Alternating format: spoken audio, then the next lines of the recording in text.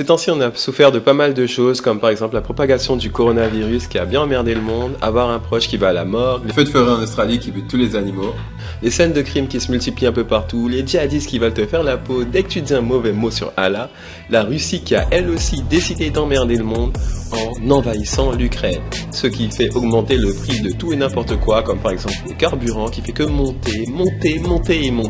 Est-ce que je vous ai dit que la Russie avait décidé d'envahir l'Ukraine? Le fait de pouvoir perdre ton job du jour au lendemain sans raison, d'avoir un proche qui soit touché par un cancer, d'avoir une réparation de voiture qui te tombe dessus de nulle part et qui te coûte 3400 €. devoir payer un impôt à 1189 € alors que tu devrais tout simplement pas. Tu vois Frangin, il y a une bonne partie des choses dont j'ai parlé dans l'introduction qui m'est vraiment arrivé. Et je vais pas te mentir, la vie est vraiment dure, c'est vrai, c'est vraiment galère. Ok, c'est bien beau tout ça, mais la question la plus importante c'est, quand il m'arrive un paquet de galères les unes après les autres, ou en même temps, qu'est-ce que je fais? La réponse elle est simple, tu vas devoir réagir en 3 étapes. Donc la première, ce sera tout simplement de lâcher prise.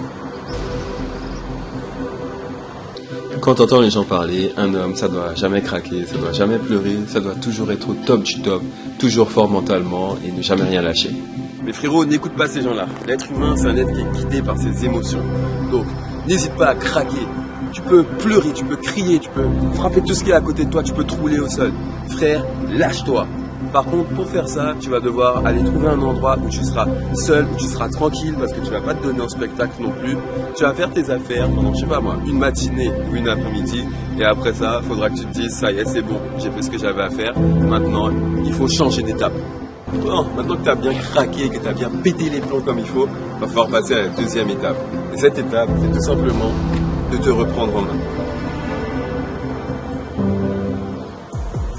Quand je te parle de te reprendre en main, pour être plus précis, je veux dire que tu vas devoir agir sur ça. Donc, tu vas devoir agir sur ton état d'esprit, tu vas devoir changer de mindset pour pouvoir remonter la pente. Frérot, tu vas devoir avoir des dialogues internes, tu vas devoir parler avec toi. Donc, pour éviter de tomber dans le défaitisme, par exemple, si tu n'as pas eu les promotions que tu voulais dans ton job, te dire que tu vas finir comme équipier polyvalent à McDonald's, ou si tu as eu une rupture difficile, te dire que tu vas finir toute ta vie célib, ou sinon encore, si tu as un impôt de merde qui te tombe dessus de 1189 € et que tu n'as pas un rond pour pouvoir le payer, mais que ta vie est foutue, il va falloir faire attention à ça.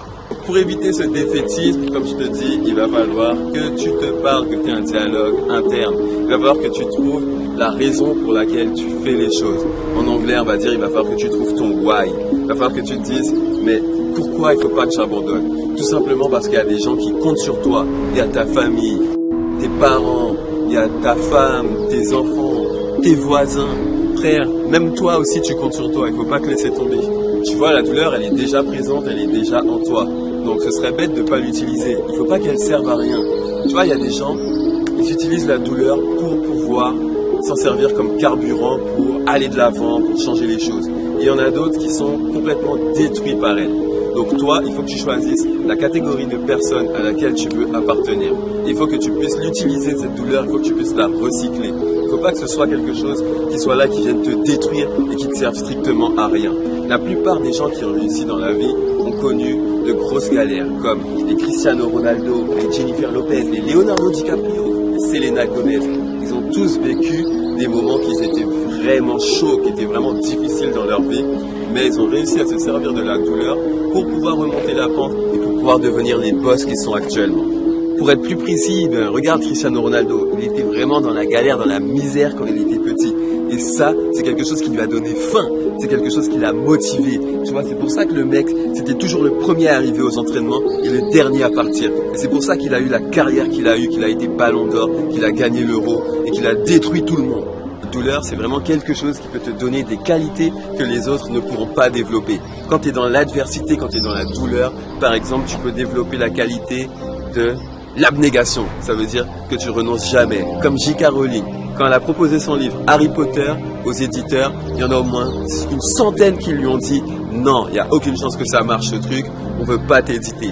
Et au final, elle a réussi et maintenant, elle connaît un succès phénoménal. La meuf, elle est millionnaire et elle a mis sa famille à l'abri pour 10 générations.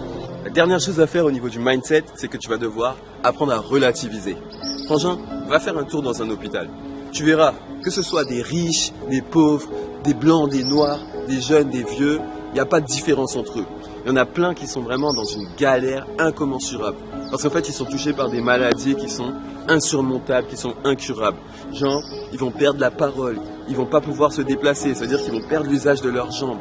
Ou sinon, je sais pas, ils vont avoir le sida ou des trucs comme ça, mais ça va être chaud pour eux. Et toi, tu es en train de te plaindre, tu es en train de te dire que ta vie est foutue parce que tu as perdu ta voiture, donc quelque chose de matériel. Eux, c'est carrément leur corps qui a été perdu. La santé, c'est quelque chose qui se rattrape pas. L'argent, tu peux le perdre, tu peux le retrouver. Mais la santé, c'est un truc qui est vraiment chaud. Quand tu l'as plus, bah frère, tu peux plus rien faire. Une autre chose que tu peux faire, c'est te balader dans le quartier et jeter un œil. Regarde à côté de toi. Il y a un paquet de clodos, donc des gars qui n'ont pas de toit au-dessus de leur tête et qui peuvent pas manger à leur faim. Alors que toi, tu as une maison et je suis sûr que tu arrives à avoir tes 3 repas par jour. Donc, relativise un peu. Ok, ta situation, elle est pas terrible en ce moment, tu es un peu dans la merde, mais elle est pas si grave que ça comparée à d'autres. Maintenant, on va passer à la 3e étape. La 3e étape, ce sera tout simplement de passer à l'action. C'est bien de faire de la théorie, de changer d'état d'esprit, mais si tu passes pas à l'action, il n'y aura aucun changement. Quand tu as des problèmes, il y a 2 choses qui peuvent se passer. Soit tu peux couler complètement, soit tu peux remonter la pente. Et ce qui va déterminer si tu vas couler ou si tu vas remonter, ce sera ta réaction face au problème. Au lieu de te lamenter, ça c'est de la perte de temps, même si tu peux le faire pendant une matinée ou un après-midi, on l'avait dit, mais pas trop longtemps parce que après ça devient vraiment de la perte de temps. Ben, ce que tu dois faire, c'est te dire, bon, c'est vrai que je suis dans la merde, mais est-ce que je peux limiter l'impact que ça a sur moi en ce moment? Parce que si tu fais rien, tu peux être sûr que ce problème, il aura un gros impact sur toi. Alors que si tu te bouges, tu peux limiter la casse. Il faut prendre de la distance et analyser les choses froidement. Te poser les questions suivantes. Qu'est-ce qui a généré le problème et comment je peux résoudre les choses? Est-ce que c'est moi qui suis responsable du problème ou est-ce que c'était juste le destin et c'est le truc qui m'est tombé dessus alors que j'y pouvais rien? Et mec, on va pas se mentir, la plupart du temps, à 80%, c'est toi qui es responsable du problème parce que tu as été négligent à un moment. Soit tu as fait quelque chose qu'il fallait pas faire, ou soit tu n'as pas fait quelque chose qu'il fallait faire. Si tu veux que ta vie s'améliore, il va falloir que tu commences à réfléchir à ces choses-là. Il va falloir que tu analyses les comportements que tu as eus qui t'ont amené à avoir ces problèmes. C'est comme si par exemple, tu te balades avec de l'argent dans ta poche et tu vois que tu n'en as plus en fait. Et à chaque fois que tu mets une pièce, eh ben, la pièce elle disparaît. Tout simplement parce que tu as un trou dans ta poche. Donc ça servira à rien d'essayer de mettre plus de pièces vu qu'elles vont toutes tomber à cause du trou qui est là. Il va d'abord falloir agir sur le trou. Donc ce trou, c'est les comportements que tu as et ce sont les comportements qui t'emmènent à avoir ce genre de problème en général. Je vais te paraître un peu chelou en disant ça, mais quand tu as des problèmes, tu peux te poser 2 minutes, fermer les yeux et t'imaginer en train de résoudre la situation. Tu te visualises en train de régler les choses. Tu regardes, tu te dis, c'est bon, là je suis en train de régler les choses, c'est trop bien, tu vois les conséquences de tes actions quand tu as réglé les choses, que tout se passe bien, que tout est ok, que ta vie a repris le cours normal. Un autre truc qui va te paraître insensé, mais ce que tu peux faire, c'est de l'autosuggestion. Ça veut dire que quand tu te lèves le matin, tu te dis j'ai ce qu'il faut pour réussir, j'ai ce qu'il faut pour surmonter mes problèmes. Les problèmes ne vont pas me briser, c'est moi qui vais les surmonter et je vais les utiliser pour pouvoir devenir quelqu'un de plus fort. Tant que je ne serai pas brisé, je serai quelqu'un qui sera plus fort. Tant que j'ai les 2 pieds qui sont sur terre et que je ne suis pas enterré sous terre, que je ne suis pas mort, il y a de l'espoir et je sais que j'ai toutes les ressources en moi pour pouvoir réussir à changer ma vie et à améliorer les choses. Mais mec, il va vraiment falloir le dire avec émotion, il va falloir y croire. Et quand tu vas faire ça, tu vas voir que tu vas être motivé quand tu vas te réveiller, tu seras d'attaque pour pouvoir faire face à toutes les difficultés qui vont arriver dans ta journée. Récapitulons un peu les choses. La première étape que tu vas devoir faire, ce sera de lâcher prise et d'exprimer tes émotions. Ça veut dire que tu vas pouvoir péter les plombs, réagir exactement comme tu veux.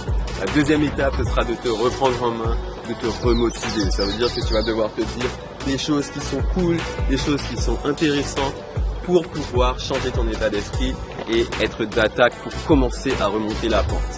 Et pour terminer, la troisième chose, ce sera le passage à l'action. Parce que la motivation, la théorie, c'est bien joli, mais sans action, il n'y aura aucun changement dans ta vie, comme on a dit tout à l'heure. Honnêtement frérot, si avec tout ça, t'es pas capable de changer ta vie et de faire face à tes problèmes, bah je peux plus rien pour toi, j'aurais tout essayé.